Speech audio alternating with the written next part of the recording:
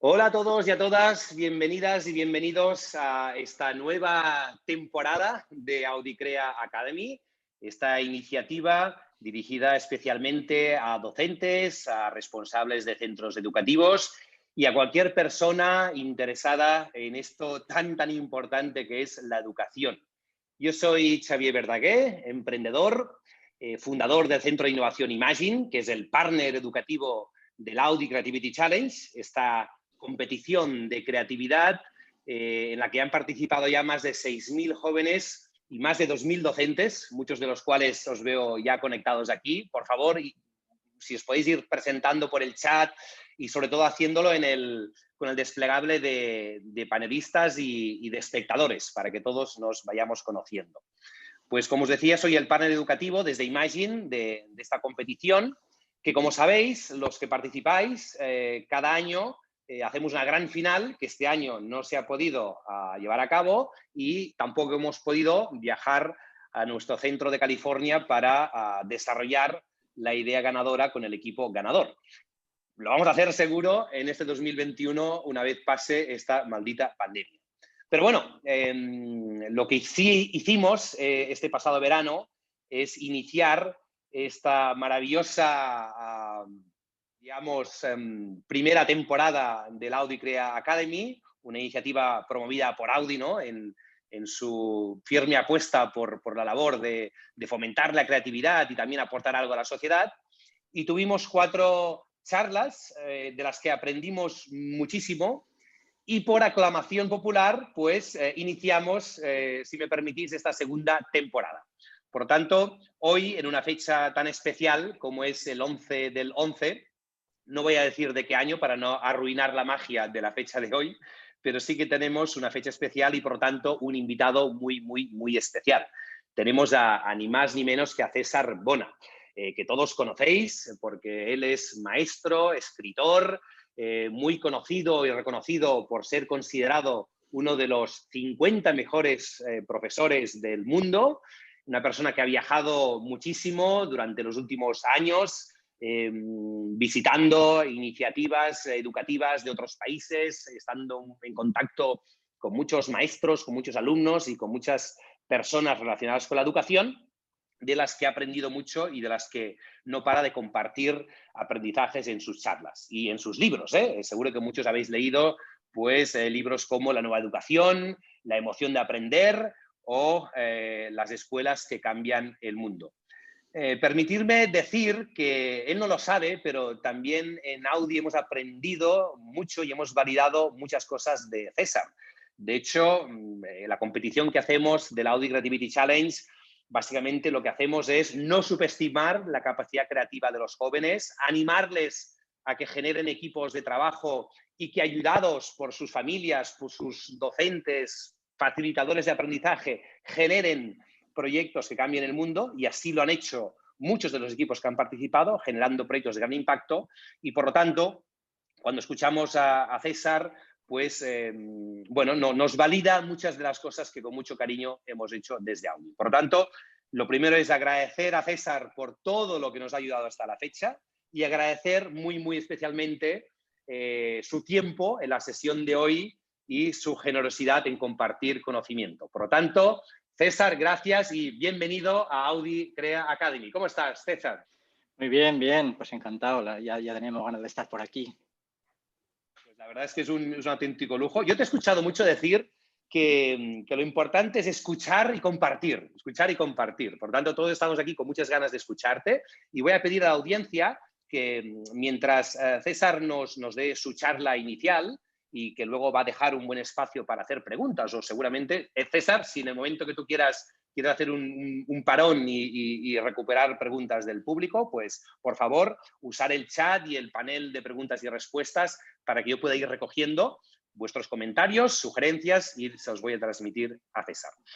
Dicho esto, César, si estás listo para compartirnos lo que quieras, estamos todos aquí con muchas ganas de escucharte y, como siempre, aprender de ti. Adelante, César. Genial. Bueno, pues en primer lugar, buenas tardes y nada, Xavier, la verdad es que sí que es un lujo estar aquí. Bueno, cuando dices que que sacáis cosas de lo que digo yo. En realidad lo que César dice son cosas de sentido común. Entonces, partiendo de esa base, pues son cosas que parecen obvias. De hecho, es lo que vamos a hablar hoy. Me he fijado mientras estabas también hablando, aparte que te prestaba atención, pues la gente que se está presentando, que hay de muchísimos sitios, de aquí, de todas partes de España, de Argentina, de Costa Rica, de China, escriben también, ¿no? Entonces es una maravilla esto que nos ofrece estas posibilidades, ¿no? Que nos ofrecen la tecnología. Es una paradoja, porque en realidad, fíjate, lo que nos gustaría es estar juntos, ¿no? Y esto que parece la nueva realidad, pues nos hace estar aquí, pues al menos viéndonos, y esto es como invitaros a todos a estar en casa, ¿no? Así que, bueno, voy a empezar a hablar un rato y luego compartiremos cosas. Seguramente en algún momento de la charla también iré lanzando alguna pregunta y podéis dejar las posibles respuestas, lo que queráis compartir ahí en el chat. Y luego también tendremos esa charla de tú a tú, ¿no? Entonces, bueno, pues eso, gracias a AudiCrea Academy por esta posibilidad de juntarnos aquí hoy. Y bueno, pues ya digo, para mí es un lujo. Primero, espero que estéis bien, ¿no? Que todas las personas que estáis escuchando y vuestras familias estén bien, que ahora mismo obviamente es lo más importante, ahora y siempre, ¿no? Pero en estos días pues es muy importante que eso esté más cerca que nunca. Y permitidme mandar un abrazo enorme a todas las personas, primero todos los que estamos aquí, pero muy especialmente, si me permitís, a los docentes, ¿no? Porque es una situación extremadamente complicada y a pesar de muchas circunstancias, pues ahí estáis dando todo, ¿no? En este rato voy a hablar de educación, pero quizá muchas veces veáis que no tiene mucho que ver con el aula, en realidad, ¿no? Porque no sé en qué momento transformamos el aula en una burbuja y parece que la separamos de la realidad. Luego, si queréis, hablamos de eso también, ¿no? Entonces, voy a hablar de educación desde una perspectiva básica y como maestro. Y sí que he de decir que traigo más preguntas que respuestas, ¿no? De hecho, ya lo veréis. Y hoy, pues eso, podríamos hablar de macroeducación, podríamos hablar de fracaso escolar, de cifras, de la OCDE, de lo que nos propone PISA, ¿no? Que muchas veces transforma la educación en una competición que parece que tenemos un ranking y si bueno, miramos a los demás de lado a lado, ¿no? Hay que cambiar todas estas cosas, ¿no? Bueno, también podríamos hablar de microeducación. Microeducación es lo que siente cada día un niño o una niña cuando va a la escuela, ¿no? Eso también es tremendamente importante, ¿no? Lo que sienten sus padres cuando ven que sus hijos se alejan a la escuela. Y por muy importante que sea eso, ahora mismo podemos decir que también incluso ha pasado a un segundo plano, ¿no? Porque tenemos que preguntarnos o tenemos que hacernos la pregunta precisamente que yo os he lanzado al principio, ¿no? Que ¿cómo estáis y cómo están vuestras familias? Lo que más nos importa es ahora mismo la salud, ¿no? Y tenemos que empezar ya a cuestionarnos cuánto peso tiene esto, por ejemplo, en las escuelas. Pues de esto vamos a hablar, ¿no? En estos meses, los verbos que se han escuchado, ¿no? En todas las tertulias que salen en televisión, por las calles, a las familias, a los docentes, eran evaluar y examinar, ¿no? Es la vida la que nos está poniendo a prueba y lo que tenemos que evaluar realmente es el sistema, ¿no? Y hoy es una invitación precisamente a eso. Pero vamos a hablar de muchísimos otros verbos que en educación son algo esencial y en la vida, ¿no? Para mí, educación y vida y familia y escuela son entes indivisibles. No podemos hablar de uno de ellos dejando a los otros fuera. Entonces hay otros verbos que vamos a hablar también como aprender, que es algo inherente al ser humano, que va unido a la curiosidad, que va unido también a evaluar, precisamente, ¿no? Para esa evaluación que hacemos cada día, miramos alrededor y mejoramos, que también va unido a reflexionar. Ya la primera pregunta que lanzo es ¿cuánto tiempo tenemos en las escuelas para reflexionar, precisamente, ¿no? Pero si se aprende reflexionando, yo lo hacía Confucio, ¿no? Aprender sin reflexionar es malgastar energía. Entonces ya la primera pregunta es esa, ¿no? ¿Cuánto tiempo tenemos para reflexionar en las escuelas? ¿Cuánto tiempo tienen los niños para reflexionar? Vamos a hablar también del verbo conectar, del verbo escuchar, como has dicho, Xavier, porque es muy importante, ¿no? Y ya digo, hoy voy a hablar de cosas obvias o cosas que normalmente en la vida damos por hechas, ¿no? Y que precisamente porque las damos por hechas muchas veces no se hacen.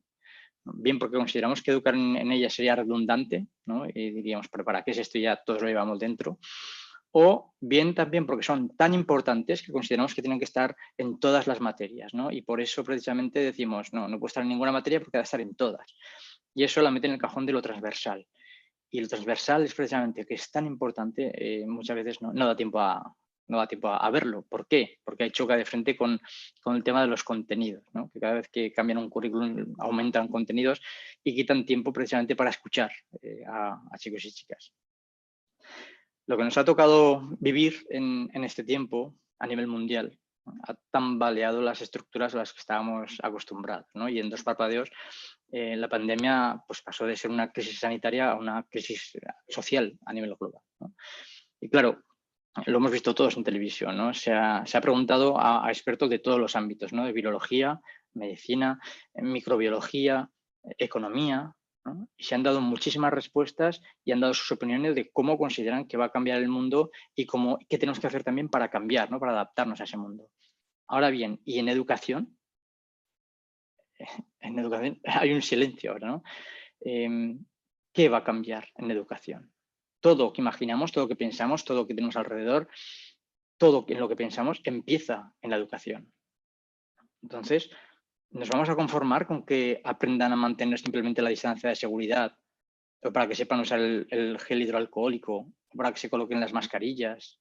¿Eso es todo lo que va a cambiar la educación?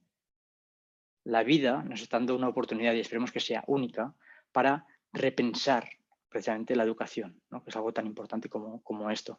Y ha mostrado los descosidos del sistema. De hecho, ya digo que se ha hablado muchísimo y todos dábamos opiniones, ¿no? Y las dábamos normalmente desde el yoísmo, ¿no? Este soy yo, esta es mi circunstancia y, bueno, pues como esta es mi opinión, ¿no?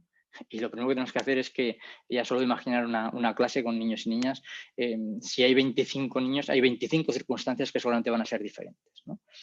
Entonces, un análisis muy rápido de la situación. Ya digo que es obvio lo que digo porque todos lo sabemos, ¿eh? Pero el modo de relacionarnos ha tenido que adaptarse a la situación. De hecho, fijaos cómo estamos ahora, en lugar de estar seguramente pues, en un espacio donde podríamos compartir cosas y aprender, sobre todo en los pasillos, ¿no? Que uno va a hablar y uno está escuchando un rato y luego aprende sobre todo en los pasillos estando con otras personas, ¿no? Ha sido también una gran prueba. Ha sido el tiempo de conocer mucho mejor a nuestros hijos, ¿no? La gente se quejaba, obviamente esto no hace feliz a nadie, no tener que estar encerrado, pero muchos también lo veían como una oportunidad de conocer a sus propias familias, es algo que resulta raro, ¿no? Entonces, tiempo de conocer a nuestros hijos, pero también, sobre todo, tiempo de conocernos a nosotros mismos, ¿no? Sobre cómo reaccionábamos ante todo tipo de circunstancias, cómo era nuestra relación. Y se han dado grandísimos gestos de solidaridad y todos podríamos decir un ejemplo, ¿no? Desde restaurantes que cerraron y que aún así siguen haciendo comida para los sanitarios, o un niño que pudimos ver muchos también que tenía una impresora 3D y hacía pantallas protectoras para otras personas, ¿no? Y también ha habido gestos de insolidaridad. De hecho, el mayor, yo creo que el más sonado, es el de la Comunidad Europea, ¿no? que hizo un feo a su nombre, ¿no? O también vecinos absolutamente insolidarios que ponían pintadas para los sanitarios diciendo que no eran bien recibidos en su comunidad, ¿no? Era algo tremendamente, era terrible, ¿no? Vergonzoso. Y este parón, ya digo que también ha servido para comprobar cómo nos las arreglábamos, ¿no? Cómo gestionábamos nuestras emociones. Ahí estamos viendo un poco los descosidos del sistema que decíamos, ¿no? Cómo gestionábamos ese encierro, cómo gestionábamos nuestra ira o nuestra frustración, ¿no? O los miedos que teníamos, ¿no? Y yo recuerdo que me preguntaron hace no mucho, claro, yo dije, no, para mí ahora mismo de los elementos más importantes, de las herramientas más importantes que podemos tener está la resiliencia, ¿no? Que es más importante que muchos contenidos. La gente se tiraba de los pelos. O cualquiera que tenga un poco de sentido común, ahora mismo gente sin resiliencia no lo estará pasando tan bien como gente que sepa un poco gestionar todo esto, ¿no? Y teniendo en cuenta que nosotros los adultos somos los que damos esas herramientas a los niños para que se adapten a la situación, ahí había un problema, porque nadie nos las dio a nosotros. Entonces yo creo que en algún momento habrá que romper ese círculo y empezar a cambiar las cosas, ¿no? Ya, sabéis que cuando se habla de crisis, eso va asociado a un cambio, como he dicho antes, ¿no? Y sí que me gustaría que esta charla que tenemos hoy nos invitara a un cambio ya no solo físico, sino también de perspectiva, ¿no? A un cambio, si es posible, de mentalidad. De hecho, si pensamos en las herramientas que se necesitan en una vida normal, ya viajemos en el tiempo antes de marzo, si queréis, en una vida sin pandemia, se nos ocurrirían herramientas como saber conectar los contenidos unos con otros, ¿no? O tener la capacidad de relacionarnos con la convivencia, ¿no? Saber dialogar, saber solucionar problemas, el respeto en todos los sentidos también, ¿no? A uno mismo, a los demás, a otras culturas, al medio ambiente. Si recordamos, luego hablaremos de eso, pero si recordamos esto precisamente, justo prácticamente antes de la pandemia estábamos en una situación absolutamente crítica y parece que eso se nos ha olvidado, ¿no? Claro, entonces, luego también podemos hablar del uso ético y responsable de la tecnología o de gestionar esas emociones. Luego vamos a hablar un poco de todo esto. Eso en un mundo sin pandemia. Ahora es como si nos hubiera dado la oportunidad de decir, mira, vamos a cerrar, a bajar la persiana y vamos a decir, cerrado por obras y vamos a transformar todo. Sin embargo, como habéis visto, nos limitamos a dejar pasar el tiempo y luego volver a la inercia en la que estábamos, ¿no? Adaptándonos mínimamente en educación a lo que sucede. Claro, y el currículum no decía nada de esto, ¿no? Y aún así nos hemos empeñado en estos meses pasados a adaptar la vida como fuera al currículum, ¿no? En lugar de adaptar el currículum a la vida, que es lo que tenemos que haber hecho. Pero es que esto, precisamente, esta inflexibilidad del currículum es lo que creo que es una de las grandes causantes de muchos problemas que hay en educación, ¿no? Y ocurrió que desde muchos estamentos de la sociedad, incluso de algunas administraciones educativas, se supuso que niños, niñas y adolescentes vivían como en una burbuja separada de la realidad, ¿no? Como si fueran entes insensibles a los que nada afecta, ¿no? Y que tuvieran la capacidad de abstraerse de todo lo que sucedía a sus familias y a su alrededor. Así es como se tomaba a niños y niñas, ¿no? Y cuando se hablaba de ellos, normalmente se les trataba como héroes por hacer los deberes. De hecho, el presidente del gobierno aquí en España llegó a decir esto en algún momento también para animarlos y llegamos a ver, si recordáis, algún anuncio que también lanzaba este halago hacia los más pequeños, entiendo que con buena intención y desde el desconocimiento, ¿no? Como una manera de animarlos a seguir adelante. Claro, esa era la relación que veían entre niños y educación. ¿Qué ocurre? Que se simplificaba su relación con la vida o su relación con la escuela, que al fin y al cabo es lo mismo, ¿no? Pero así se simplificaba también la tarea dificilísima de tantos docentes que día tras día hacían malabares, más allá de las dudas y las incertidumbres que provocaban las administraciones, hacían malabares para llegar cada día a niños y niñas. Seguro que todos tenéis historias de gente, de vosotros mismos o de gente que conocéis, que han hecho lo posible por llegar a pesar de la falta de medios, ¿no? Claro, desgraciadamente, cuando hablamos de educación, nos enfrentamos a una adultización extremada de las administraciones educativas.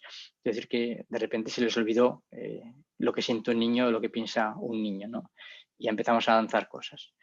Y entre esas cosas que lanzamos también, pues lanzamos un montón de preguntas, ¿no? Hemos de pensar algo también, que en educación la mayoría, si no todas, de las decisiones que se toman están tomadas desde esa adultez, ¿no? Y uno de los retos que tenemos es precisamente viajar a la niñez para recordar cómo piensan, cómo sienten. Y ahí es cuando tenemos que empezar a tomar decisiones. Yo creo que todas las personas que tengan la capacidad de tomar decisiones hacia la infancia, antes han de entender qué significa ser niño.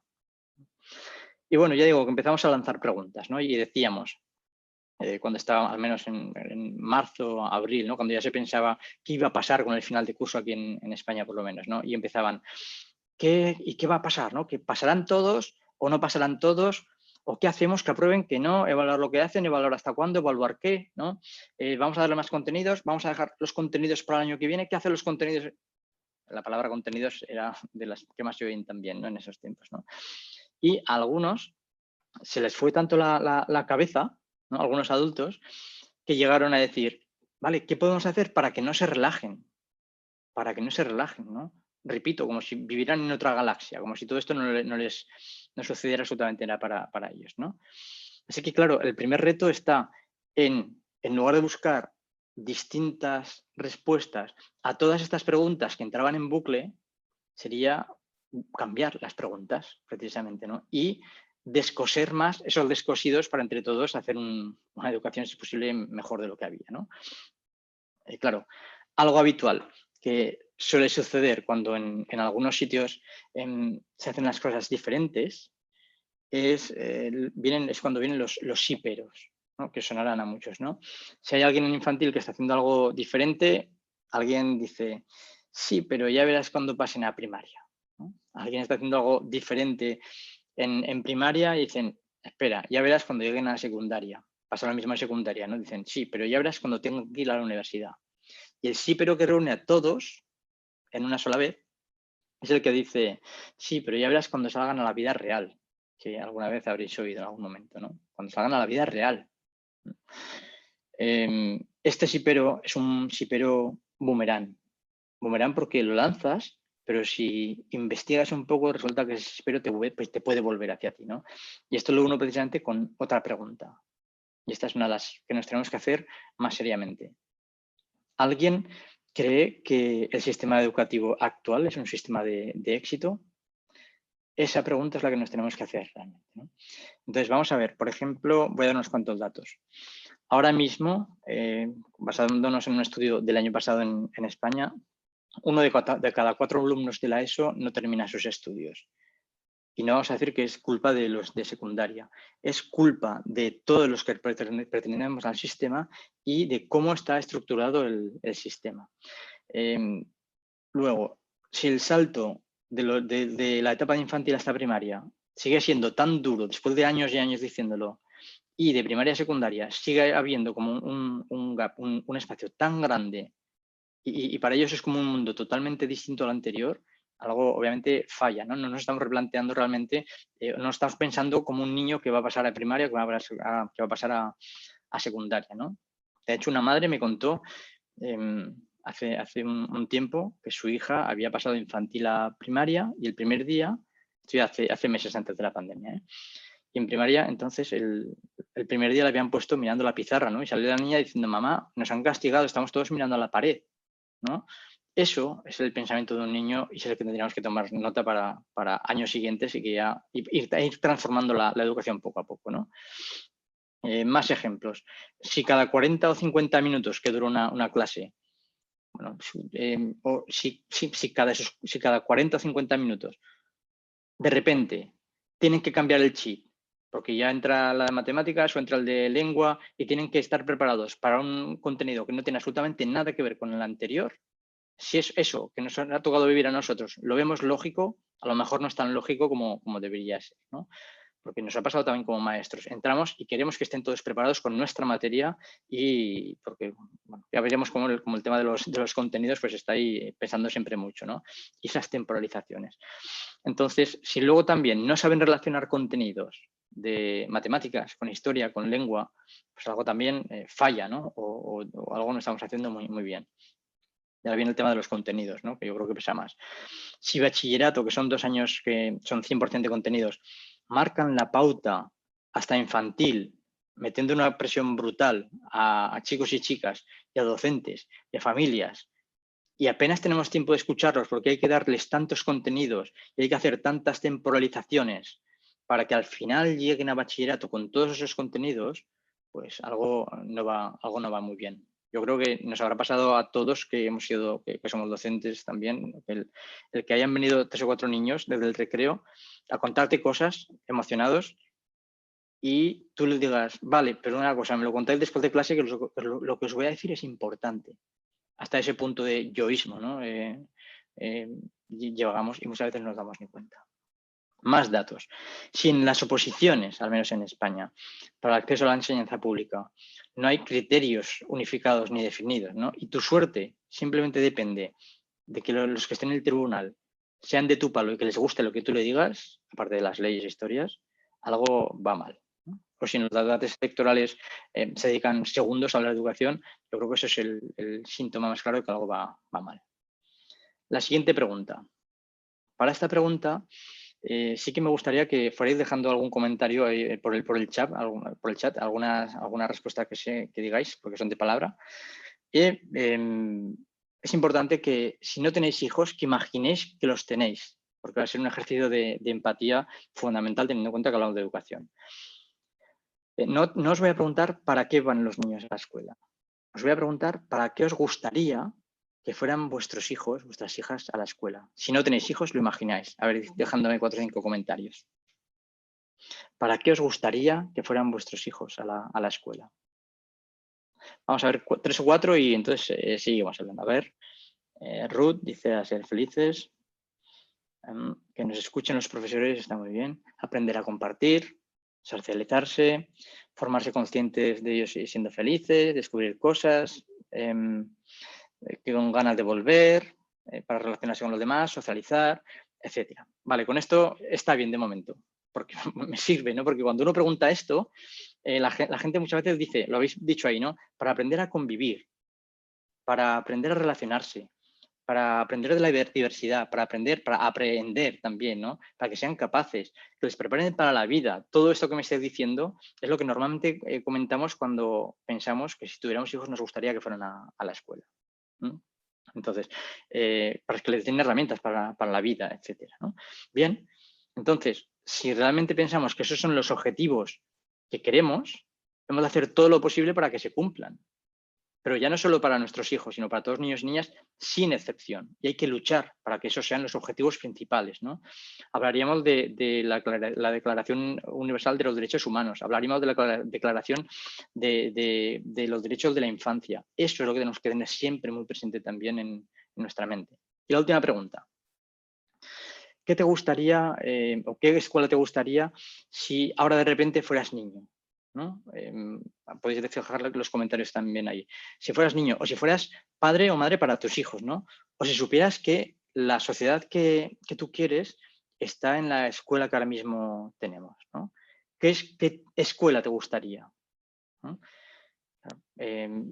Yo, por ejemplo, quiero una escuela en la que aprendan a respetarse a ellos mismos, solo eso ya sería algo increíble, una escuela humanista, dice Ana, ¿no? Que aprendan a respetarse a ellos mismos, a los demás, que aprendan a respetar también a diferentes culturas, una escuela sin paredes que sea inclusiva, ¿no? Como estoy diciendo ahí también, interdisciplinar, que me enseñen de forma diferente, una escuela en la que ven todos sin distinción. Por eso esto es tan rico, porque entre todos podemos construir cosas tan bonitas, no libre de bullying, por supuesto, para eso, para que no haya bullying, precisamente lo que tenemos que educar es en el respeto a uno en medio de los demás, ¿no? Además, que salgan sabiendo respetar el medio ambiente, que adquieran compromiso social, escuela emocional, que respete a todos los seres vivos, dice Almu, ¿no? Que les podamos invitar a mirar por la ventana y que intenten mejorar el sitio donde viven, que eduquemos en el diálogo, porque una escuela que no educa en el diálogo educará a gente que no sepa dialogar, así de sencillo parece, ¿no? Donde participen las familias, docentes, niños y niñas, que sepan relacionarse. Bueno, aquí tendríamos horas para escuchar lo que estamos contando todos, ¿no? Que relacionen competencias individuales, etcétera. Que también de más peso a la salud, luego hablaremos de eso. Hablamos de las emociones, ¿no?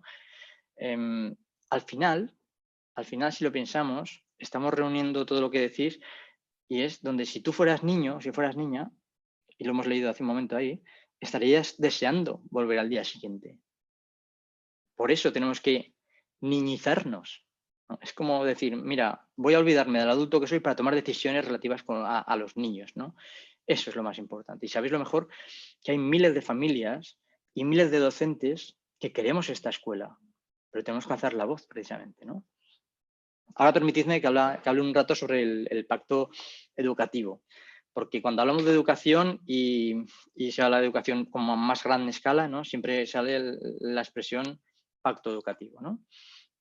De repente, así me da por preguntar a muchas personas, ¿no? A mis cercanos, a los que yo encontraba por ahí, no por la calle, sino que teníamos una relación así de amistad, y les decía, a ver, si tú tuvieras la oportunidad de estar en la mesa donde se toman las decisiones en un pacto educativo, de repente te dicen, toma, Joaquín, o toma, Ana, ¿no? Siéntate aquí con nosotros, toma las decisiones, ¿no? ¿Qué propondrías? Les decía, ¿no? Cuando se hacía esa pregunta, salían de las cosas más variopintas, ¿no? O sea, unos decían unas cosas que iban para allá, otros para allá, otros para, ¿no? Era increíble, ¿no? Entonces yo les decía, vale, ¿y acaso, después de decir tus ideas, acaso no tendrías que ceder en algunos asuntos, ¿no? Para llegar a consenso y que toda la sociedad saliera beneficiada? Entonces empezaban a cabecear, empezaban a decir, sí, pero los sí, pero es que hemos visto antes, ¿no? Imaginad cuando ya se reúne gente que no tiene mucha idea sobre educación. Entonces, llegar a consenso supone proponer, supone ceder y supone construir, agarrados a la idea de que la flexibilidad en todos los ámbitos de la vida, ¿no? Flexibilidad y el diálogo son esenciales para avanzar. Eso es lo que tenemos que tener muy claro antes de empezar a sentarnos a hablar sobre qué queremos, ¿no? Lo curioso es que todo el mundo parece convencido de que se necesita un pacto social y educativo. Eso está claro, ¿no? Todo el mundo lo dice. Lo que necesitamos es que cada 4 años no cambien las leyes y que necesitamos un pacto educativo. Vale, hasta ahí sí. La duda que me surge es si realmente nuestra sociedad está mentalizada para ese cambio, ¿no? Si está convencida de que la evolución es necesaria, igual que sucede en el transporte, en la medicina, en la biología que hemos visto antes, ¿no? En las comunicaciones, en lo que todo evoluciona. Hay que preguntarse si la sociedad está preparada. Daré algún ejemplo fácil, ¿no? Por ejemplo, Finlandia. Ahí estamos, ¿no? Si Finlandia tira los muros, todos los muros de la escuela y une todas las clases, por ejemplo, ¿no? Todos admiraríamos su decisión, ¿no? Diríamos, wow, está lleno de valentía y de reflexión pedagógica y social, ¿no? Y piensan en los niños y tienen ideas que van 10 años por delante de nosotros, diríamos, ¿no? Quizá porque se hace en Finlandia, lo diríamos, o quizá porque se hace lejos. De hecho, preguntaos qué sucedería si esto lo hicieran ahora mismo en una escuela de Zaragoza o de Vigo o de, yo qué sé, Buenos Aires, a los que estáis en Buenos Aires, ¿no? Siempre hay una curiosa ecuación, ¿no? Cuanto más lejos está lo que admiro, más lo admiro. Eso es algo que llama la atención, ¿no? Entonces, partamos de esa base, en principio, ¿no? Cerca de nosotros, da igual donde estemos, hay escuelas e institutos en las que están haciendo cosas maravillosas y tiene buenos resultados académicos y sociales, que no son menos importantes que los académicos. De hecho, si queréis, luego hablaremos de la notificación, ¿no? de ese ansia que nos supera a todos porque todo esté expresado en un número. Ya podríamos hablar también de cómo expresarías tú si consideras que es importante el amor o la solidaridad o la honestidad, ¿no? ¿Cómo valorarías eso? ¿Con qué número lo pondrías, ¿no? O quizás que si no le puedes poner una nota es que no es importante. Eso también habrá que hablarlo. Entonces, yo creo que lo importante es empezar a valorar precisamente lo que se hace cerca, ¿no? Eso sería un buen comienzo. Respecto a la eterna lucha de escuela tradicional e innovación, eso también es otra expresión que va siempre unida, ¿verdad?, a educación, ¿no? Siempre hablamos de esto y decimos, sí, la lucha escuela tradicional contra innovación. Habría que sumergirse un poco en la historia y descubrir que hay cosas que se hacían hace 40 años, hace 200 años, que ahora podríamos llamar innovadoras.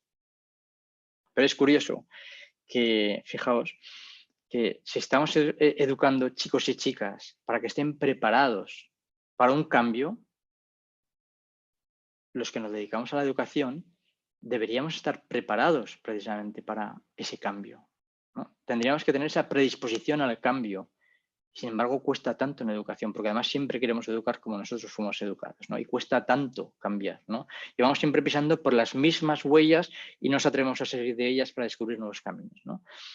Lo curioso es que parece que cualquier evolución en las escuelas es como una simple ocurrencia, ¿no? Cualquier evolución muchas veces se tacha de simple ocurrencia. Y curiosamente, y esto me parece gordo, me parece importante, se pide evidencia científica de todo lo que es al nuevo, cuando precisamente muchas veces está avalado por la neurociencia ahora mismo también, ¿no? Pero no se exige evidencia científica de lo que se hace ahora y que está teniendo los resultados que hemos visto hace 15 o 20 minutos. Eso en sí mismo es una de las mayores paradojas que hay en la educación también, ¿no? Porque nos agarramos, luego hablaremos de eso, nos agarramos para no cambiar. Por eso, quizá debamos pensar mejor cuán flexible es nuestra mente o cuánto nos incomoda cambiar el modo en que nos dijeron que se hacen las cosas o el modo en el que las hacemos, ¿no? Dice Blanca ahí, por ejemplo, dice Amalio Rey que lo más innovador hoy en día es ir a lo básico. Efectivamente, es que es así, es ir a lo básico. Yo creo que es la mejor respuesta que podemos dar, ¿no? Por eso tenemos que pensar también en eso. Y ahora mirad, voy a hacer una analogía.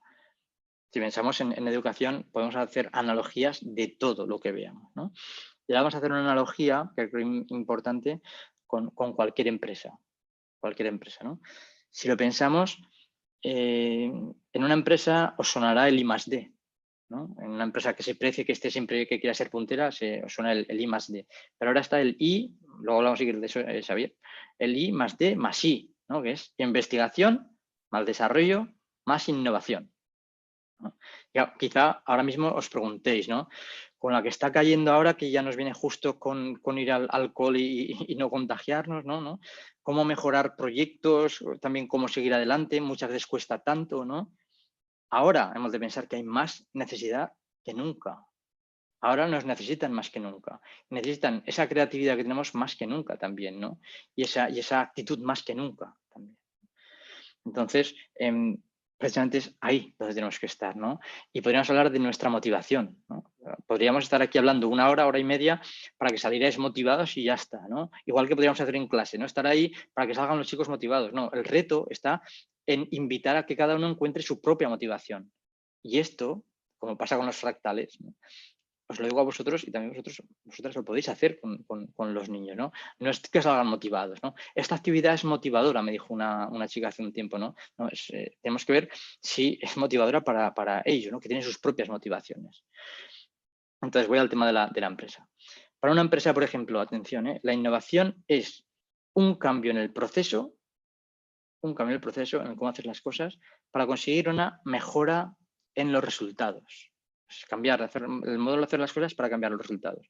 Y esto nos atañe también a los docentes, ¿no? Por esa analogía, por ejemplo, imaginaos, decir educación en valores, eso en sí mismo tendría que ser una redundancia. Decir educación inclusiva tendría que ser una redundancia y todavía no lo es, ¿no? Decir escuela innovadora también tendría que ser una redundancia, es lo que buscamos es esto, ¿no? Una pieza fundamental en el engranaje de cualquier empresa es entonces el departamento de I más D más I. Y mirad, esto que estoy diciendo todo el rato de la empresa, aplicarlo a vuestra propia escuela, ¿no? Al cambiar, o sea, en una empresa se innova, por ejemplo, al cambiar la organización o cómo está organizada para mejorar los recursos, ¿no? O para adaptarse a nuevas situaciones. Ahora mismo tenemos eso, ¿no? Dice Blanca, innovar según Cotec es todo cambio basado en conocimiento que genera valor para los otros. Pues ahí vamos, ¿no? También se innova al evaluar la gestión para aumentar los beneficios o pensar en las necesidades del cliente. ¿Cuántas veces, verdad, decimos como docentes a mí, quién me va a evaluar a mí, ¿no? Es fundamental. Primero evaluarse uno mismo, luego que otros nos evalúen. Y estaría muy bien que nos evaluaran precisamente los niños, ¿no? Que están ahí para ver si llegamos a ellos, para ver si tenemos la empatía necesaria, para ver si sabemos conectar, el verbo conectar, como he dicho antes, ¿no? Claro, en educación, en lo que hacemos, por analogía, entonces, los beneficios se encuentran en la mejora de los estudiantes. Porque nunca podemos decir el beneficio recae en mí. No, eso no es así. Recae en el beneficio de los estudiantes, ¿no? El cliente sería el niño, la niña, ¿no? Y nosotros hemos de estar siempre a su servicio y a cualquier mejora que podamos ofrecer. Entonces es igual que en ese caso es una empresa. Imaginaos yo me imagino por lo menos, ¿no? A una CEO, a una directora ejecutiva de una gran empresa, ¿no? Preguntándose, ¿qué necesitan mis clientes? ¿Qué necesitan mis clientes, ¿no? Para mejorar su empresa, ¿no? Entonces, seguidamente, pienso en una maestra y por esa analogía, ¿no? Estaría pensando, ¿qué necesitan mis niños? ¿Es así o no? ¿Qué necesitan, no? Pues a lo mejor es justamente que tenemos que coger más cosas de fuera y aplicarlo a la escuela, que esto también es innovación. ¿Qué ocurre? Y perdona si me alargo, es que claro, ahora vamos a tratar un tema que para mí es fundamental. ¿Qué ocurre muchas veces en educación? Porque yo creo que esto lo hemos vivido todos. Otra expresión, resistencia al cambio. Resistencia al cambio. Claro, resistirse a lo diferente, ¿no? Es una actitud que es inherente al ser humano. Todos lo hacemos, ¿no? Porque por ese temor, ¿no? Ahora vamos a ver un poco por qué, ¿no? Analicemos el porqué, ¿no? De esa reticencia, de por qué en educación o en general en la vida, ¿no? Cuesta tanto cambiar. La resistencia al cambio puede darse, primero, por no ver la necesidad de cambio en sí mismo. O sea, tú realmente consideras que todo está bien, ¿no? Y en tanto, como hemos dicho antes, ¿no? Tanto el procedimiento como los resultados son inmejorables. Entonces, ¿para qué cambiar? ¿No? Eso es lo primero, ¿no? Entonces, ahí ya te estás agarrando un poco al inmovilismo, ¿no? Puede ser que sí veamos una transformación, y esto atentos, puede ser que sí veamos importante la transformación, pero no en nosotros mismos, sino en los demás. En este caso, los alumnos. Y esto es lo que pasa muchas veces en educación, ¿no? No, es que, es que vienen poco preparados, decimos, ¿no? Es que les falla esto, ¿no? Es que cada día van, ¿no? Es como si dijéramos, no, es que no se ajustan al sistema del que forman parte.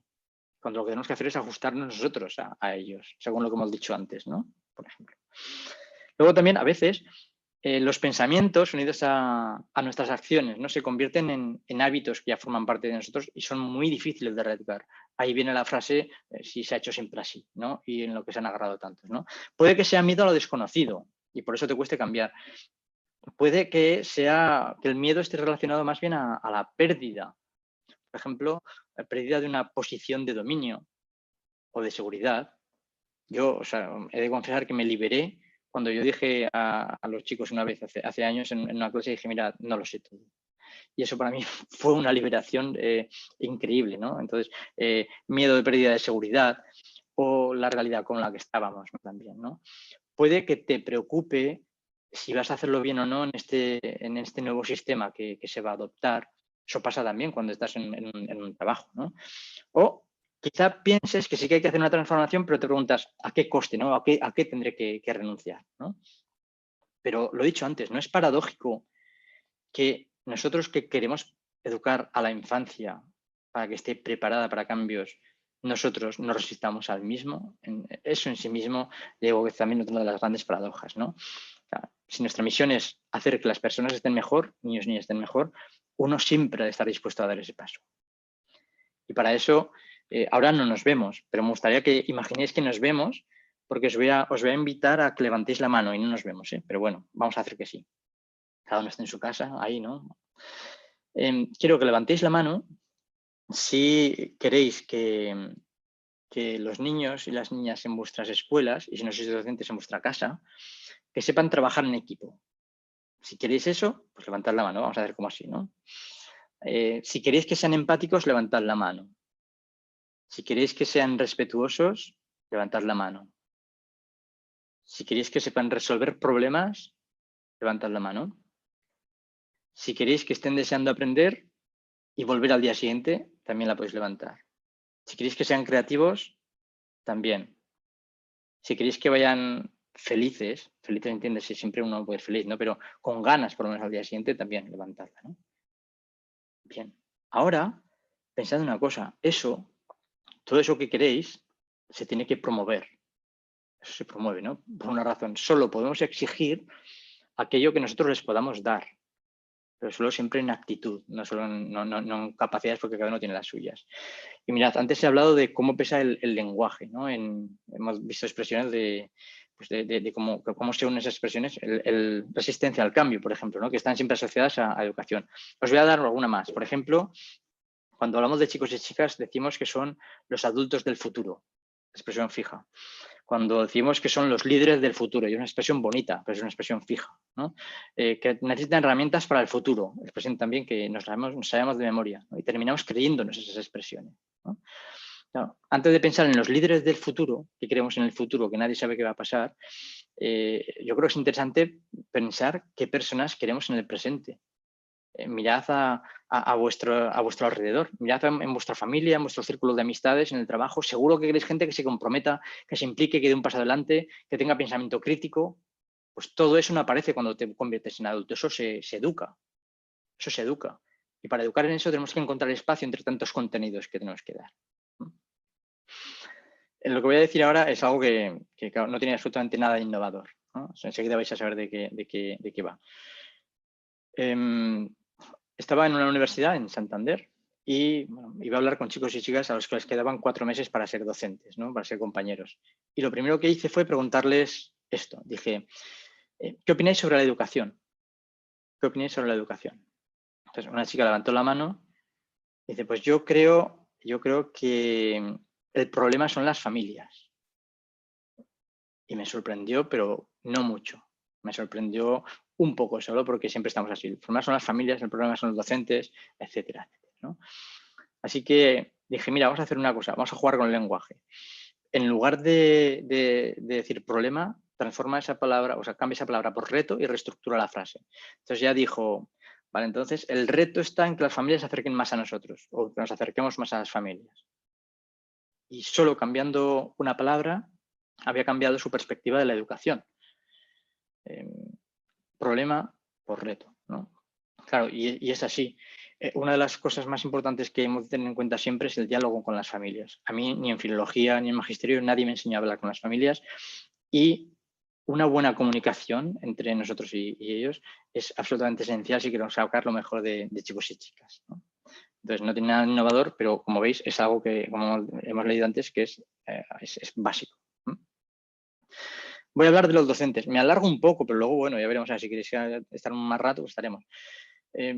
Una directora, cuando empezaron las clases aquí, en septiembre, salió en la televisión y decía, pensando en niños y niñas, decía, no podemos fallarles en esto, decía. Y claro, eso era el sentimiento de todos los docentes que tenían que ir a las clases, ¿no? Claro, los maestros sabemos mucho de muchas cosas, pero de salud hemos dicho que sabemos más bien poco, ¿no? Y sí que decir que me parece un poco regular, es un eufemismo, ¿no? La preocupación, también entre comillas, que han mostrado muchas administraciones educativas, ¿no? Yo creo que ha quedado claro que todavía no entienden la importancia de la educación, ¿no? Entonces, no le dan importancia porque es una inversión a largo plazo. Entonces, los resultados se ven en el futuro. Pero el futuro en educación empieza precisamente hoy, ¿no? Así es de importante la educación. Y permitidme que hable un poco sobre la formación de los docentes. Primero, decir que estamos deseando formarnos. Todas las personas que estamos hoy aquí, mañana estaremos aprendiendo en otro sitio, estamos así, ¿no? Estamos deseando formarnos. Esa misma formación tendría que ir también a las administraciones, porque si no vamos a caminar por caminos separados. Pero mirad, más allá también de esa formación, hace un mes estuve en una charla con chicos y chicas de varios centros de internamiento de menores infractores, ¿no? Y yo les había lanzado unas cuantas preguntas y retos, ¿no? Y me acuerdo que, por ejemplo, una chica me dijo, les pregunté, ¿no?, que qué tal en la escuela. Y una chica me dijo, pues mira, yo me acuerdo de la escuela que mi madre no tenía estudios y no podía ayudarme con los deberes. Solo esto que me dijo esta muchacha ya me hizo meterme para adentro y pensar cuántas veces hemos mandado tareas, primero sin saber si los chicos lo sabían hacer y luego si sus familias les podían ayudar. Algo tan básico como eso, ¿no? Y una de las preguntas era, invitación, ¿no? Que era hacer un maestro con todas las piezas buenas que ellos pensaban que podría tener un maestro o una maestra, ¿no? Mirad, por ejemplo, decían, a mí me gustaría que el maestro o maestra que tuve hubiera sido así, ¿no? Decía, que tuviera la experiencia de lo que es pasarlo mal en la vida, o que piensen los demás, me decían los chicos y chicas a veces, ¿no? Que sepa hablar sin gritar, que tenga paciencia, ¿no? Que transmita confianza y seguridad, ¿no? Ya, Ana, así es, los padres no tienen que hacer las tareas de los niños, efectivamente, no tendría por qué ser así, ¿no? Pero tenemos que preguntarnos por qué es así. Entonces, decían más cosas, ¿no?, sobre el maestro que les habría gustado tener, una maestra. Que supiera escuchar y ponerse en el lugar de otras personas, decían, porque a veces uno es como es por algo, decían, ¿no? Entonces, que sea alguien sin estereotipos, respetuoso, que le guste su trabajo. Le daría una herramienta, decía otro, para que supiera identificar las emociones, los sentimientos y las necesidades de cada alumno, ¿no? Sí que es difícil lo que están diciendo, pero es lo que pedían, ¿no? Que entendieran, otro decía, que entendieran a los niños difíciles de llevar, etc. Una semana después estuve hablando con el Parlamento de Andalucía, y porque querían hacer algo sobre un pacto educativo. Y un diputado también con buena intención, si es que es eso lo que le pasa a la sociedad, tiene buena intención, pero les falta un poco acercarse más a la realidad de las escuelas, ¿no? Con buena intención dijo, y hemos pedido también que vengan aquí chicos y chicas que han sacado buenas notas para que den su opinión. Y me acordé de estos chicos con los que hablé días antes. Y dije, pues también estaría muy bien que aquí vinieran también a dar la opinión chicos que habían encontrado dificultades en la escuela, ¿no? O las familias que durante años no entendieron muchas cosas. Al final, esta profesión se basa en algo que tiene muy poco de innovador, ¿no?, que es el cuidado de las relaciones humanas, si lo pensamos, y saber conectar con lo que te rodea. A mí en la universidad, por ejemplo, nadie me enseñó nada sobre psicología social. Estamos todo el día gestionando grupos. Sobre psicología, pues lo básico también. Sobre antropología sería interesante. Sobre sociología sería interesante. Sería interesante saber cómo influye el individuo en el grupo o el grupo en el individuo. Eso también estaría muy bien, ¿no? Claro, y es curioso, pero cuanto más sabe una persona, mayor habilidad también ha de tener para conectar, el verbo, como he dicho, ¿no?, para acercarse a ellos un poco más. Hablando de conectar, me estoy alargando, voy a cortar un poco. Hablando de conectar, no podemos olvidar que este giro en los acontecimientos nos ha sacado del letargo tecnológico en el que nos encontrábamos, ¿no? Estábamos convencidos de que tanto los niños como nosotros pues nos llevábamos bien con las TICs, ¿no? Y hemos visto que no, ¿no? Nos habíamos agarrado a la tecnología, ¿no? estos meses, y ahora igual, para comunicarnos con la familia, con los amigos, con los compañeros, como estamos haciendo ahora, ¿no? Y gracias precisamente a la tecnología hemos tenido acceso a todo tipo de información y de desinformación. Y mirad que una paradoja más, ¿no? Que hay en educación, ¿no? Cuando antes de la pandemia se demonizaba el uso de los móviles en las escuelas o en los institutos, de repente por arte de pandemia se convirtieron en los salvadores del conocimiento y la información. Chicos que no tenían ordenadores en casa decían, pero tenéis móviles, ¿no? Haced lo que podáis, ¿no? Fijaos. Entonces, estamos hablando de tecnología. Podríamos hablar de su uso, como hemos dicho, ético responsable, pero también en su no uso. Cuando he dicho antes que siempre estamos diciendo expresiones que terminamos creyéndonos, esto se da también en este caso, ¿no? Mark Prensky acuñó el término nativos digitales, lo sabéis. Entonces, por eso nosotros somos inmigrantes digitales. Pero pensemos algo. Y aquí vuelvo a lo que os he dicho al principio. No hay que dar todo por hecho. El hecho de que tengan un móvil a todas horas, como nosotros, ¿no? en la mano, o una tablet, o un videojuego entre las manos, no implica que sepan hacer un uso correcto y ético y responsable de esto, ¿no? Entonces, es lo que tenemos que pensar. Y claro, ahora mismo, en la esfera educativa, la cancelación de las clases presenciales en estos pasados meses, lo que destapó fueron las carencias, ¿no? En equipamiento y en formación, pero en las escuelas, en los docentes, en niños y en familias, ¿no? Y no estoy hablando de qué posibles plataformas tenemos, ¿no? Para la enseñanza, ni de suites tecnológicas para establecer comunicación, ¿no? Estoy hablando de que es urgente acercar la educación, en el más amplio sentido de la palabra, a la tecnología en el más humano sentido de la palabra.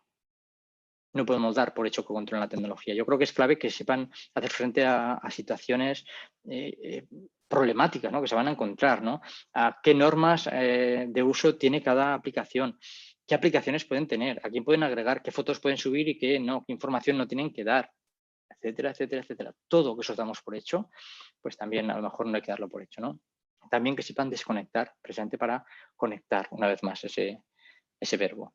Claro, hay una brecha de acceso, como dice Blanca, pero hemos de arreglarnos también nosotros de que esa brecha desaparezca, ¿no? Y ya en las universidades nos tendrán que enseñar sobre eso. Y ahora vamos a un tema importante. Voy a ir más rápido.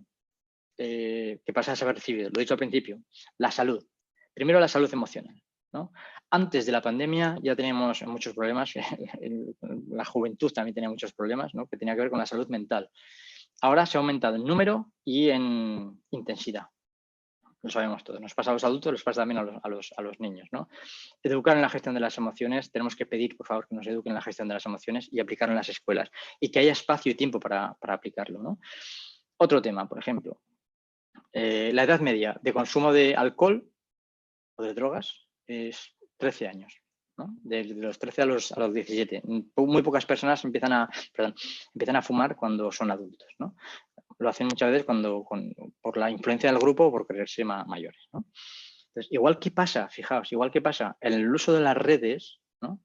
Hay un temor extraño de que podamos educar previamente a que ellos lo conozcan, porque parece sino que estás incitando a probar, ¿no? Entonces, tú no puedes educar, ojo con el alcohol, ojo con las drogas, o antes de que, ¿no? Realmente eso ya se les empieza a explicar cuando ya han descubierto un mundo que era, pues para ellos es como un mundo desconocido y presente a lo desconocido, ahí van, ¿no?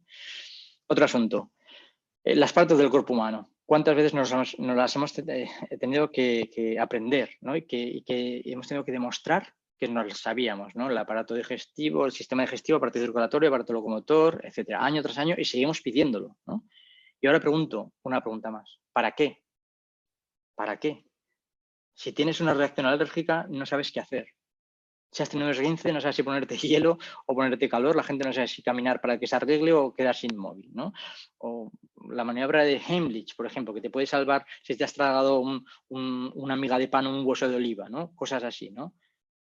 Algo que sea realmente útil para nosotros, qué más importante que la salud, ¿no? O la nutrición, la pirámide, ha pasado lo mismo. ¿Cuántas veces no lo hemos estudiado año tras año y tenemos que demostrar que sabíamos colocar según qué alimento, según qué parte de la pirámide? Bien, de acuerdo. Ahora mismo, en la actualidad, 1 de cada 4 adultos es obeso y casi el 38% tiene sobrepeso, después de habernos estudiado año tras año la pirámide.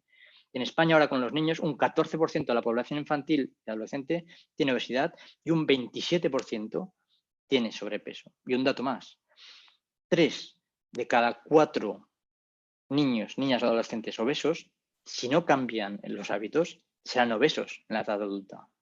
Me parece que tenemos que dar un giro también en esto, ¿no? Entonces podemos seguir examinando la pirámide, pero hasta que no cambiemos la perspectiva, pues vamos a ir pues, con un paso cambiado, ¿no?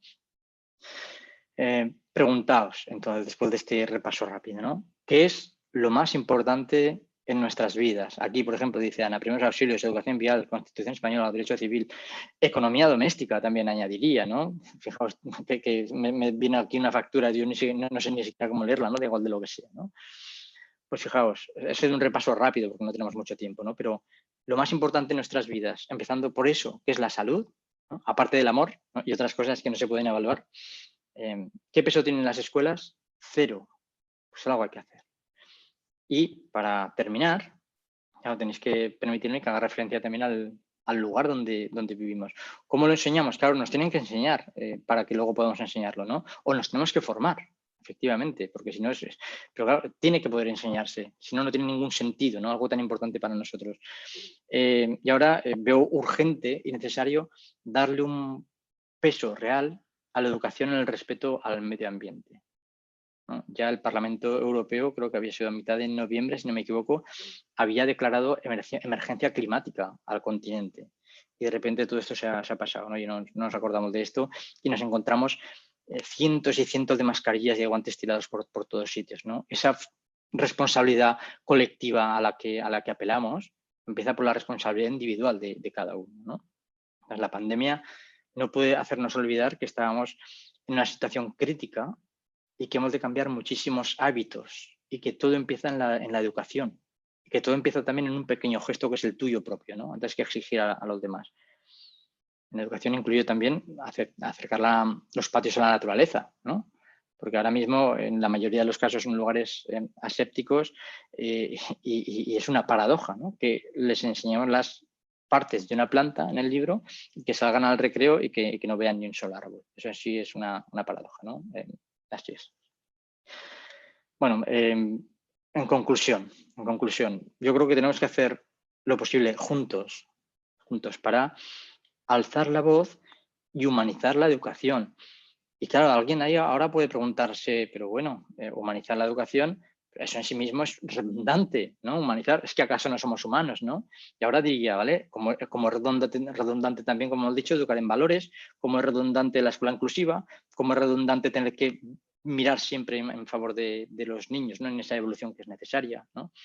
Humanizar la educación no significa que sea una crítica hacia nuestra falta de humanidad, es precisamente invitar a sacar la esencia del ser humano. Aquí incluiríamos también cualquiera de los valores universales, ¿no? El amor, la amistad, la honestidad, la paz, lo que queráis. Pero es que eso no puede aparecer como sí, algo tan etéreo que en lo que no podemos educar, ¿no?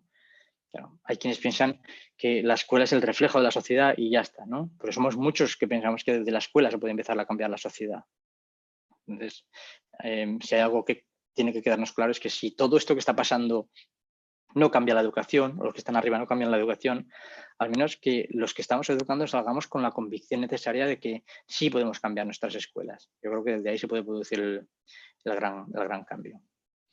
Muchas gracias y si queréis ahora, pues tenemos para hablar un ratillo. Wow, pues muchas gracias, César. La verdad es que todos estábamos escuchando aquí muy atentamente y aprendiendo un montón. Se nos ha ido un poco la hora, pero si hay alguien que quiere hacer alguna pregunta, por favor, tenemos ya un par preparadas, pero utilizar, por favor, el panel, este botón que tenéis de preguntas y respuestas, el Q&A, los que tengáis la versión en inglés, debajo del Zoom. Mientras esperamos un par de preguntas, mira, yo tengo una, porque has comentado, César, ¿no? Que esta pandemia era como una oportunidad única para repensar la educación, ¿no? Y a mí me gustaría hacer mención si también es necesario repensar lo que es el éxito y el fracaso, sobre todo del sistema educativo, ¿no? Nos une una cosa personal, y es que los dos tenemos un padre carpintero, ¿cierto? Y tu padre y el mío, los dos no han ido a la universidad, la cual cosa se podría considerar un fracaso, ¿no? Pero te escuché decir una vez, y yo pienso también lo mismo de mi padre, que los dos hemos tenido un padre que ha tenido éxito social. Con lo cual, ¿crees que en repensar la educación en estos momentos de pandemia, quizá también deberíamos repensar qué significa éxito y fracaso? Y si el éxito quiere decir llegar a la universidad o hay otras vías. ¿Qué opinas al respecto de esto? Pues una pregunta súper interesante, porque claro, eso ya nos lleva a pensar, date cuenta, algo tan básico, no sé si tengo aquí, voy a buscarlo, un momento, lo encontraré. No tengo, pero mira, esto es rojo, ¿no? Aquí lo tengo, bueno, es un boli rojo. O sea, el éxito del fracaso empieza por la gestión del error, directamente, ¿no? Y lo mal que está siendo gestionado el error en las escuelas, partiendo de esa base, ¿no? Uno aprende, sí, mirando a los demás y muchas veces imitando, pero también reflexionando a partir de ese error, ¿no? Si lo pensamos en los exámenes, cuando uno ha hecho un examen, pesan tanto esos contenidos, esas temporalizaciones, que automáticamente dicen, suspendido, ya te daré un día puntual para que te lo estudies y muestres que sabes y ya está, ¿no? Desgraciadamente, en muchos casos sigue siendo así. Entonces, la gestión del error ya no nos permite reflexionar. Eso tiene que ver con el éxito y el fracaso, ¿no? Muchos chicos se sienten fracasados porque no saben, no son capaces de expresar lo que tienen dentro, o porque no, o más bien diría yo que porque no les damos la oportunidad o la plataforma para expresar lo que tienen dentro, ¿no? A ver, por ejemplo, ahora mismo pienso en los niños tímidos. Yo era súper tímido, ¿no? Si había un momento en el que no contestabas ahí porque te podía la timidez, hasta ahí has llegado también, ¿no? Por ejemplo, el éxito, y es que es algo tan relativo. Quiero decir, yo hablé con un señor que ahora es directivo de una empresa en Barcelona, y es que él había preparado unas jornadas sobre educación y, bueno, yo me senté junto a él y empezó a lanzarme preguntas, le salían las preguntas por los poros, ¿no? César, ¿y qué opinas de esto? No sé qué, ¿y qué tal estaría si cambiáramos? Y así era. Y yo lo primero que le pregunté, dije, ¿tú cómo eras de niño? Dice, yo era hiperactivo. Y digo, vale, me dijo, ¿no? Claro, y él me dijo que en la escuela sufrió muchísimo, muchísimo, porque lo que a él le decían era, vale, pues haz más ejercicios y si suspendes, pues estudia en el verano y pégate más horas estudiando, ¿no? Cuando lo que tenía él era una dispersión brutal, pero lo que hacía también era fijarse en las cosas que otros no se fijaban, ¿no? Después de haber sufrido en el sistema educativo, ahora mismo es un directivo de éxito, pero porque ha tenido resiliencia y ha tenido perseverancia, por ejemplo, ¿no? Y él me dijo algo que no se me olvidará nunca. Decía, mira, yo probaba algo, no salía, punto, cerraba la puerta y otra cosa, ¿no? Esto, si lo supieran los niños, simplemente serían capaces de llegar mucho más lejos de donde puedan llegar, ¿no? Y otro amigo me dijo, claro, el concepto de resiliencia, sí que me estoy yendo, pero es que hay tantas cosas, tantas ramas en la cabeza. El concepto de resiliencia es interesante que todos sepamos lo que es, ¿no? Pues sabemos que es regresar al punto de origen, por lo menos eso está bastante bien, ¿no? Saber que puedes regresar al punto de origen. Pero este amigo mío me dijo, pero no basta eso, porque si hay gente que en su origen no lo ha pasado bien, eso no basta, ¿no? Entonces, un buen punto de partida también es decir, mira, las circunstancias que yo he vivido no van a marcar ni mi presente ni mi futuro, ¿no? Es como decir, eso pasó, pero ya no. Eso también yo creo que es interesante, ¿no? Y claro, ya hemos de pensar también que, como ves, esto ya nos daría para una charla ahí con varios cafés, pero podríamos decir que el éxito es algo tan relativo, porque para alguien un éxito puede ser formar una familia, para alguien un éxito puede tener que ver con encontrar un trabajo o simplemente con ser capaz de salir a la calle solo, sin compañía, y a comprar una barra de pan. Entonces, hay que pensar que bueno, Totalmente, totalmente. Muchas gracias. Mira, una pregunta de respuesta con 3 palabras. Y además, si me permites, voy a hacer algo que te escuché en una de tus charlas, que es que realmente los docentes también tienen que hacerse preguntas de ellos mismos, ¿no? Muy a menudo. La pregunta es, ¿qué 3 características debería tener un docente, sobre todo, digamos, en la situación actual de pandemia, pero también en este futuro incierto que viene, ¿no? O sea, 3 adjetivos. Y pediría, por favor, que también las más de 100 personas que todavía están conectadas, a ver si nos pueden compartir esas 3 palabras, 3 adjetivos, 3 características que debe tener un docente. O sea, preguntar, lo tenéis que preguntar a vosotros mismos, docentes, y también, César, ¿qué nos puedes compartir? Pues sí, yo no me voy a copiar de lo que digan. Pero claro, he leído ya empatía y eso es absolutamente fundamental. Cualquier persona que se dedique a educar ha de saber colocarse en el lugar de las otras personas, que no es mirarte a ti reflejado en los ojos de alguien, ¿no? Que leí el otro día, ¿no? Sino mirarte a ti con los ojos del otro. Yo creo que eso es importantísimo. Luego, alguien que sea flexible. Ahora mismo es muy importante que seamos flexibles y que entendamos, sé que no son 3 palabras puntuales, pero que entendamos que la vida está muy por encima del currículum. Y luego, pues, me voy a copiar, a ver. No, por ejemplo, es alguien que sepa escuchar. Escuchar, lo hemos dicho al principio y ahora mismo también, ¿no? No puedes pretender educar a alguien a quien no conoces. Mira, Silvia nos dice, escucha, escucha y escucha. Las 3 palabras son la misma, de la importancia Sí, del escuchar. Qué flexible, bien, qué bien. compasivo, generoso, Pues, sí. mira, otra pregunta, sobre todo muy relacionada con los tiempos que están corriendo, ¿no? Yo creo que también siempre has promulgado mucho lo importante que es que las escuelas abran sus puertas a las familias, ¿no? Que las familias puedan entrar en la escuela, ¿verdad? Eso te lo he escuchado muchas veces. Claro, ahora los alumnos, digamos que nos están confiando mucho, ¿no? Y mucha parte de la educación pasa. ¿Deberían los hogares abrir también y de qué manera sus puertas a los docentes? ¿Cómo podemos entrar en los hogares para seguir educando? A ver, yo creo que un problema con el que se enfrentan, y uso este método a propósito, se enfrentan los docentes, es que a pesar de que quieren llegar a las casas, en muchos casos, está el tema de ¿cómo se llama? Esto de guardar datos, ¿no? Confidencialidad, Ujú. ¿no? Y eso es un problema que tampoco seguramente sabemos cómo afrontar, ¿no? Porque ya digo, a mí me han contado historias docentes que dicen, mira, yo, aunque sea con un teléfono de cualquier manera, cada día mandaban un cuento a los chavales, en este caso infantil, ¿no? Decían, yo mando un cuento por WhatsApp y que luego me manden otro, ¿no? Entonces, esa comunicación sí que es fundamental. Y ahora, claro, no resulta fácil, pero ves, una vez más, sin darnos cuenta, yo creo que es inevitable, hablamos del yoísmo, ¿no? Porque ahora uno está dando por hecho que como estamos hablando por ordenador, todos tienen ordenador.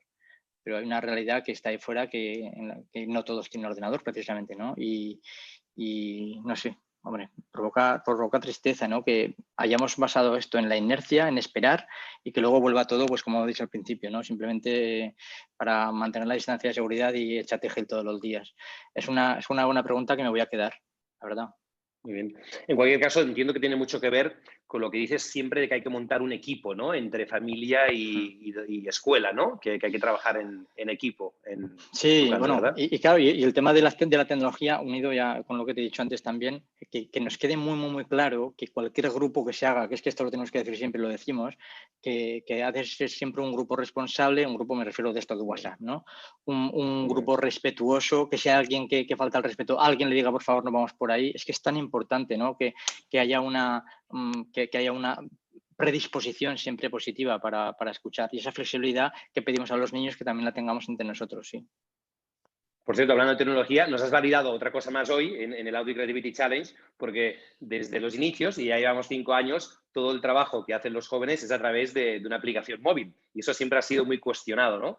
Y al final también la variación viene de que cuando se usa el dispositivo para crear y para trabajar y se ve la potencia que tiene el dispositivo, pues realmente pasas de que sea tu enemigo a tu aliado también para educar, ¿verdad? Claro, pero que nos tiene que quedar muy claro, ves que son cosas obvias, que la tecnología es una herramienta más. Pero es que nos tiene que quedar claro, pero si tú te metes en, a ver, es decir que, a ver, Instagram, pues yo sí, a lo mejor pues yo soy más de Instagram o de Facebook, ¿no? Honestamente no estoy mucho en Twitter porque me parece brutal. Ahí despedaza a la gente de una manera que no te puedes imaginar, ¿no? Y son adultos. Es decir, estamos pidiendo a los niños y seguramente algunos de ellos eran docentes también, ¿no? Gente que despedaza a otros, que no lo concibo, ¿no? Por eso siempre hemos de dejar claro que esto es como un juego. Cuando uno es niño pone las reglas, ¿no?